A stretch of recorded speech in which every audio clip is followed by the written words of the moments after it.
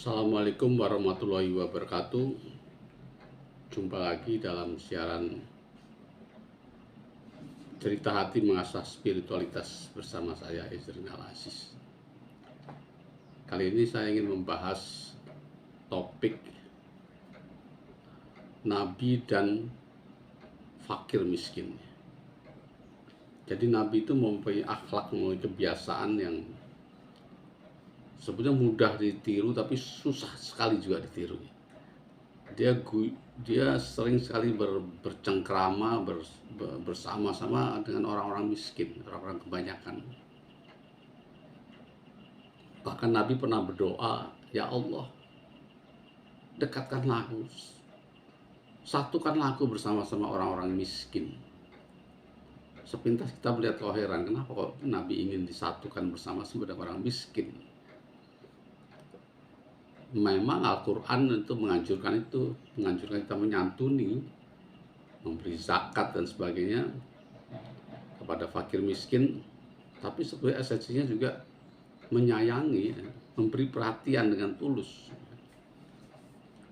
kepada fakir-fakir miskin. Itu maknanya ya.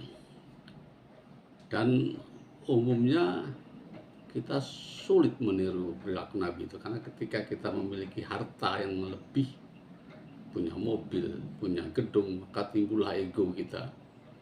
Kita merasa derajat kita lebih tinggi ya.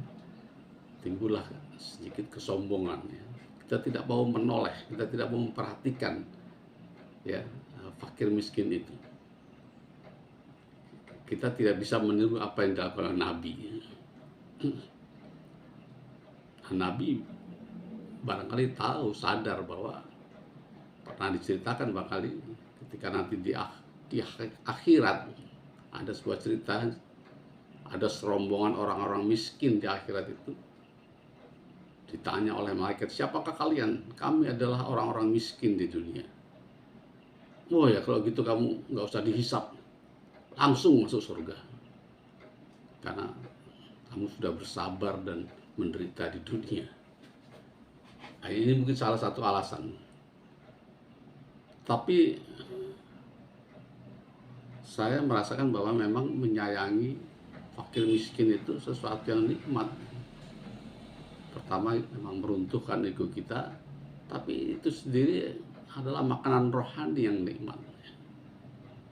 Nah, saya terus terang saja mendapat inspirasi ini dari pemenang hadiah Nobel bernama Albert Schweitzer, seorang pastor yang bertahun-tahun rela hidup di hutan Afrika untuk mengobati orang-orang Afrika yang jauh dari medis. Dan beliau punya filosofi yang menurut saya tersentuh sekali, bahwa kebahagiaan itu hadir dari rasa kasihan. Rasa iba itulah muncul kebahagiaan. Saya rasa ini himbauan yang perlu kita latih. Cobalah kita turunkan ego kita, perhatikanlah lingkungan kita, orang-orang yang miskin. Cobalah sapa mereka, beri senyuman, hargai harkatnya. Itu ternyata luar biasa. Jadi saya mengajak teman-teman sekalian menapaki akhlak ya, beberapa nabi ya. Nabi Isa jelas kasih sayang. Nabi Muhammad dalam tradisi Katolik banyak sekali, ada Francesco dari Assisi yang membuat ordo gereja orang-orang miskin. Dalam tradisi Hindu ada Mahatma Gandhi yang berdoa, kalau ada reinkarnasi itu nanti kalau saya diturunkan di dunia ini, jadikanlah saya orang yang papa, kaum sudra.